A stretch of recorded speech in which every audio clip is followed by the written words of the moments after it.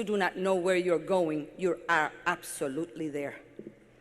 The decades ahead will be filled with societal and technological changes that will challenge the best among you. And for some of you, you will not be prepared. In fact, none of us is truly prepared for the challenges of the future.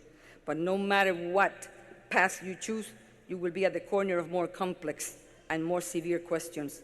And dealing with questions will require that you maintain your curiosity and continue to study arts, science, technology, balanced by a lifelong interest in humanities and, above all, compassion for your fellow man. It was Abraham Lincoln who said it best: whatever you are, be a good one. And looking at you today, I'm confident that you will do well. Your teachers and your community and your hard work have seen to this, but I pray that you will do good. For you see, your work, your special calling, will offer you many paths to happiness. But my friend, I caution you, if you're looking for happiness' sake, happiness will not find you. If, however, you do good, happiness will find you.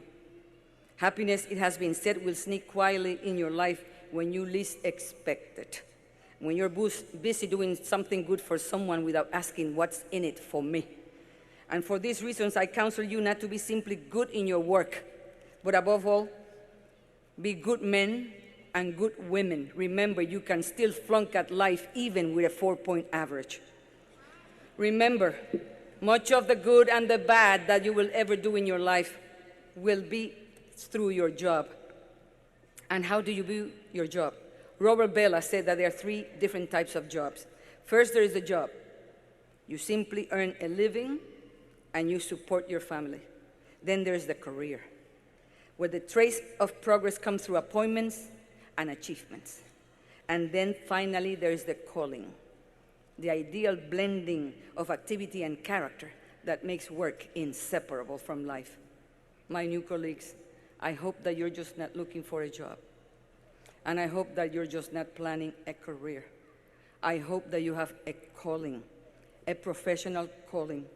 But one word of caution from a person that was sitting exactly where you are many years ago. The world owes you nothing. To believe that the world is going to treat you good because you're a Nova graduate is like believing that a bull is not going to hit you because you're a vegetarian. So work hard.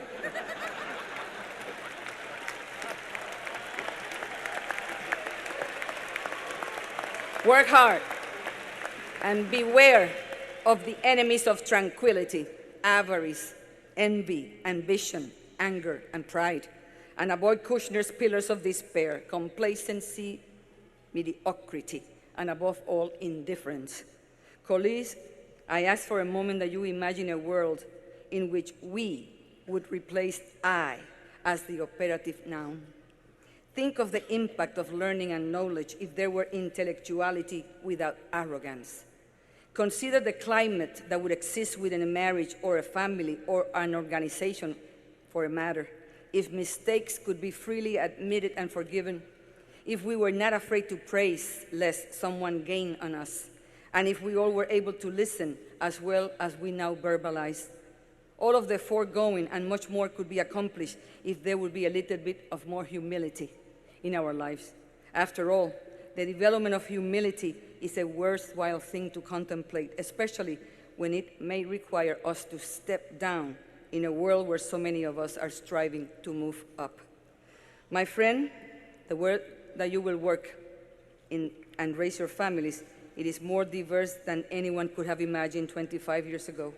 The convergence of culture, religion, language, race, and ethnicity that we're seeing today will present you with many challenges, but I believe that today, as never before, the diversity of this nation is intertwined with our strength and our hope for the future. And based on this strength and bound by the common goal of good health for all the people, we have to join the forces like never before to close the gaps between what the haves and the have-nots. Because if America is going to be great for any one of us, then America has to be great for all of us, otherwise it's not America. Consider this country, 300 million people, 1/3 of them minorities, 14% Latinos, 14% African Americans, 5% Latin Americans, 5% Asian Pacific Islanders, 1% Native American. And I can tell you 5 million suggest that they are multiracial. More than half of the population in this United States is women. 1 out of every 12 is older than 5. 1 out of every 10 is older than 65. 78 baby boomers are turning gray. 64,000 people are turning 100. A growing percentage have single mothers taking care of households. And 10% of this country today, 1 out of 10, speak Spanish in their land and in their houses. These statistics give you a glimpse into the changing demographics of America and emphasize the need to recognize that our personal role will have to change in order to accommodate the shifts in demographics and the needs of all these emerging majorities. And the educated person of the future must work to be skilled in areas that might not have been emphasized in your curriculum. And you will work in places that you never thought you'd find themselves, and must care for people you never thought it existed.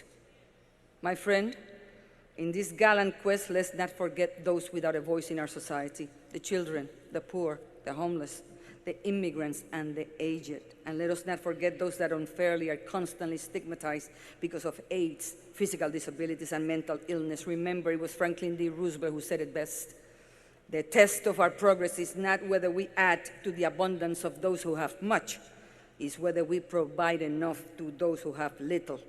So on this graduation 2007, I want to leave you with 10 points that I believe have been important in all my life, and I want to share them with you. Number 10, be a pioneer. Don't you ever be afraid to forge in any new direction. And when you think of pioneers, remember Rosa Parks, the seamstress who became the founding symbol of the civil rights movement and who died last year at the age of 92.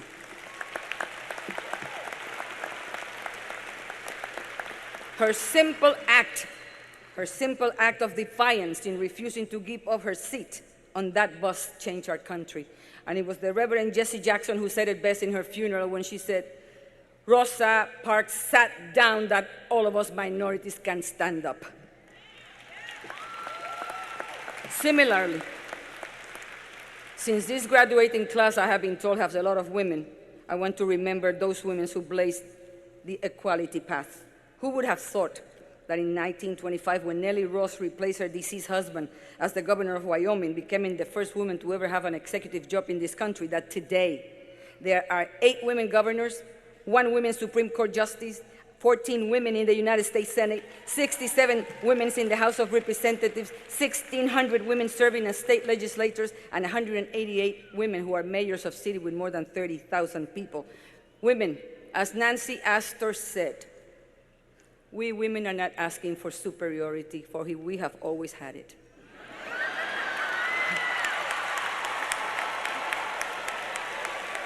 We are not looking for superiority, we're only looking for equality.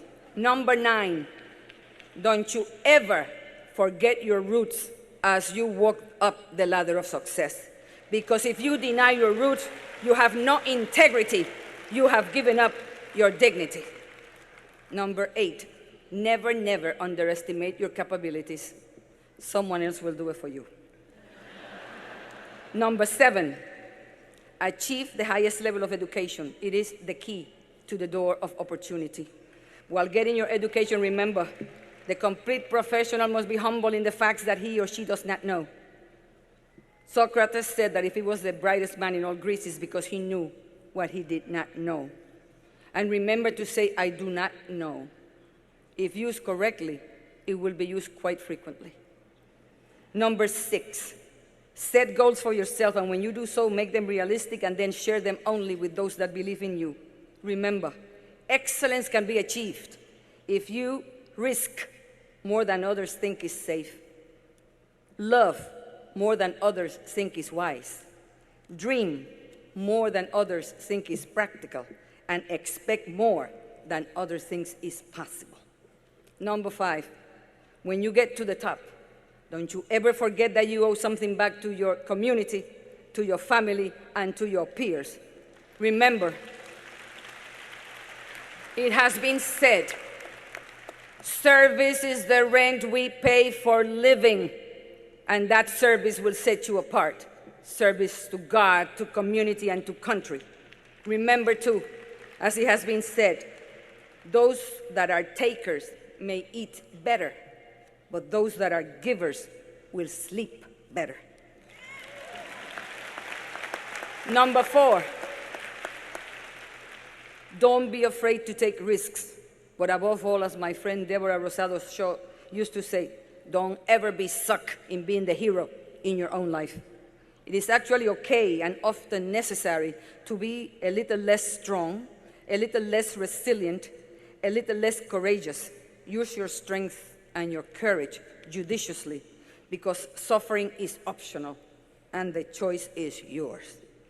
Number 3, take care of yourself physically, spiritually, and mentally, because it's well known that people who always smile, never tell anyone their troubles, neglect their needs, and never take chances are the ones that most likely will get sick. Remember, as a woman, take care of your family, but don't ever forget take care of yourself, because when the health of a woman collapses, the health of the family where she lives collapses as a consequence. Remember too, when it gets to be your life, you don't have to get it right all the time. Perfection is not required, but never settle for just looking good, because in the end, you will have spent a life looking very good, but not living very well.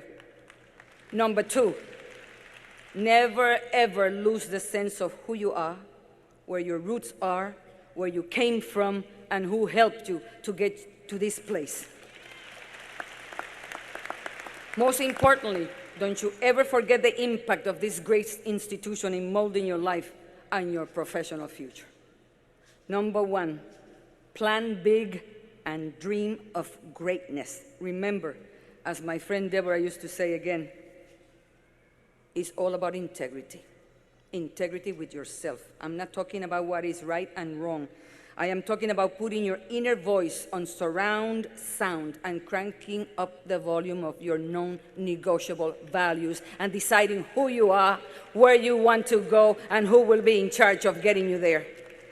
And when you find out who you are, take time to thank God, thank your parents and all of those responsible for you to be here today, and above all, approach your work with true professionalism that keeps your chosen profession a sacred one, not only for those that work in it, but above all, for all that depend on it.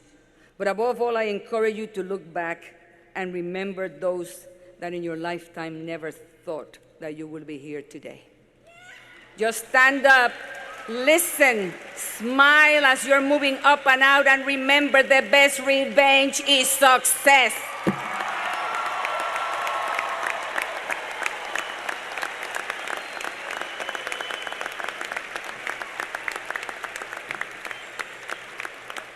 So class of 2007, today has been my great honor to congratulate you, to counsel you, and to challenge you. The rest is up to you. So I leave you with a Nigerian proverb that says, not to know is bad. Not to want to know is worse. Not to hope is unthinkable. And not to care is unforgivable. Don't anyone say that a Nova graduate has ever not cared for their fellow men. Thank you, congratulations, and God bless.